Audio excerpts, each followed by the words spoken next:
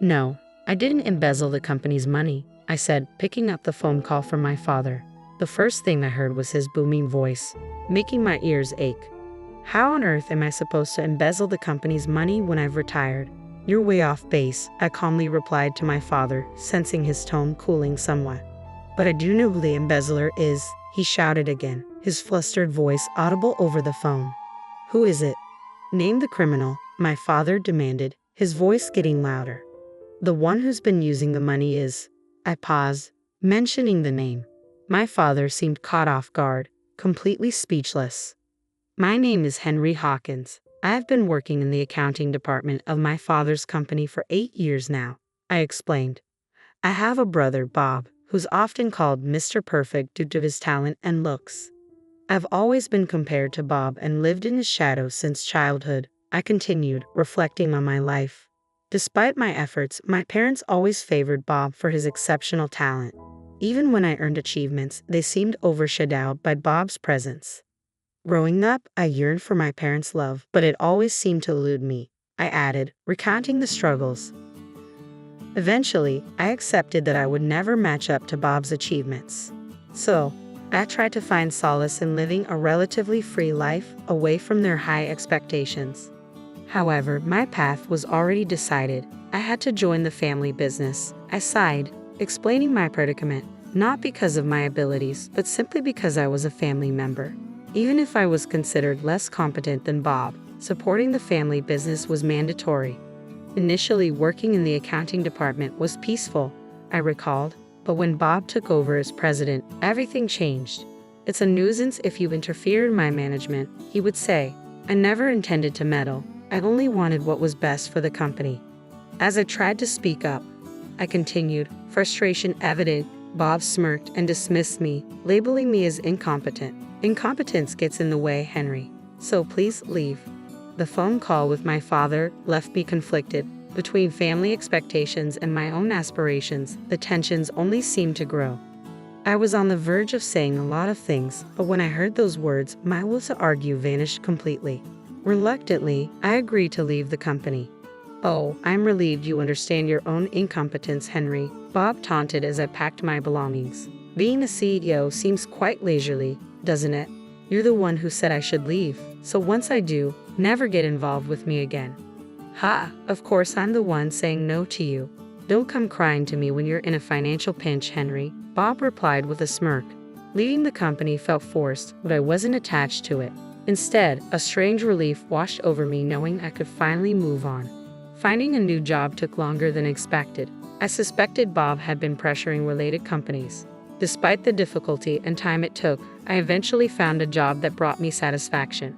It's not a big company, but the people here are warm and kind, I reflected. No one sees me as an inferior elder brother, as they did in my previous job. Have you gotten used to the work? A woman peered into my face as I focused on the computer, showing a kindly smile. She was Sonia Smith, the CEO's daughter of this company.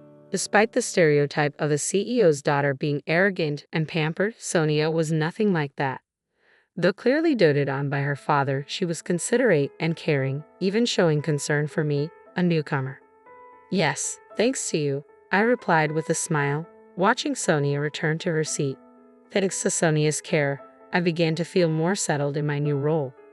I quickly bonded with my new colleagues, and within a few months of switching jobs, my relationship with Sonia had also grown deeper. We often have dinner at a nearby restaurant if we finish work at the same time, I noted, contrasting these interactions with the impersonal atmosphere at my father's company. It was a refreshing change. One day, enjoying my current work-life balance, my smartphone rang unexpectedly. I had finished work early and was thinking of relaxing at home when I saw a familiar name on the display. Bob. I hesitated, tempted not to answer, but knowing he'd persist, I reluctantly picked up. Hello, brother. You're slow to answer, aren't you? Managing well with that new job? Bob's voice was casual, as if lounging around even through the phone. What do you want? I cut to the chase, eager to end the call. Why would I call you someone I've supposedly cut ties with? Bob continued, his tone falsely calm, but I could sense his smugness. There's a woman named Sonia Smith at your company, isn't there? He asked abruptly. I met her at a party recently. She struck me as a good and modest lady, thought I might get closer to her. I felt momentarily speechless. Bob's intentions were clear, though his voice feigned calmness, masking his underlying smirk disgustingly. I couldn't see his expression over the phone, but I could easily imagine it. "Don't tell me you're asking me to mediate between you two," I asked incredulously. "You're surprisingly perceptive, brother. That's helpful," Bob replied smoothly. I felt an impulsive urge to hang up right then, but somehow I held back, took a deep breath, and calmly opened my mouth. "Didn't you have a girlfriend who was the daughter of another company's president?" I probed. "I remember when I was working elsewhere, around the time you were becoming president, you were engaged to the daughter of a collaborating company." Though I hadn't spoken to her, I'd heard she suited Bob's personality well. As much as Bob was adored, I couldn't believe his father would approve of him having two girlfriends simultaneously. I continued, raising my concern. Bob's response was weary. "Oh, that woman. Her company's in financial trouble. I broke up with her to avoid any trouble for myself." It was a typical story for Bob. Despite being engaged, he cleanly severed ties due to her financial difficulties. Some might see it as a pragmatic approach to a political marriage, but it was something I couldn't support. Even though we're in the same company, she's the president's daughter. She's not just anyone, I emphasized firmly. Casually chatting with Bob was easy, but mediating between him and Sonia was out of the question. Despite seeing each other daily and dining together several times a week, I foresaw trouble if I admitted this to Bob, so I politely declined, making up excuses. "Whoa, that makes sense. It's impossible for a regular employee like you, bro." Bob surprisingly accepted my refusal. The call ended somewhat smoothly that day, but soon after, I began receiving frequent calls from him. Each time he called, Bob insisted, "You're at the same company. You should find some common ground if you try." Finding it ridiculous, I denied his request and hung up, growing increasingly annoyed with each repetitive call. Then calls from my father started coming, not about work, but about Bob. I thought I wasn't involved anymore. I muttered as my father explained, "Bob mentioned you know Miss Smith well. We need your help to deepen her relationship with Bob." As a child, I'd yearned for such validation from my parents, but now it only irked me. "I can't do that," I responded tersely, feeling only annoyance listening to my father's reasoning. I ended the call abruptly without saying more. One day, amidst the persistent calls from Bob and my parents, Sonia invited me to dinner after work. To be honest, I was grateful for Sonia's invitation, as it provided a welcome respite from the persistent calls from my parents. We decided to dine at our usual nearby restaurant. Once the food arrived, Sonia looked troubled as she began to speak. "Have you been in touch with your brother lately?" she asked, her concern evident. I had previously shared with Sonia about my family dynamics and why I had changed jobs. Despite knowing I wasn't on good terms with Bob, her sudden question left me uneasy. "Did my brother do something?" I inquired cautiously. "Well, yeah," Sonia admitted. "I guess there was an incident. Bob mentioned they met at a party." I felt a twinge of discomfort hearing this, but the immediate issue was Bob's persistent calls and the possibility he might be disrespecting Sonia. As I voiced my concern, Sonia peered intently at me. "Oh, what?" I asked, thrown off guard. "You don't look much like brothers, do you?" Sonia observed, her words stirring childhood memories. "The younger one is outstanding, but the older brother is not so much," she continued, reflecting on the differences between us. "They don't look like brothers at all."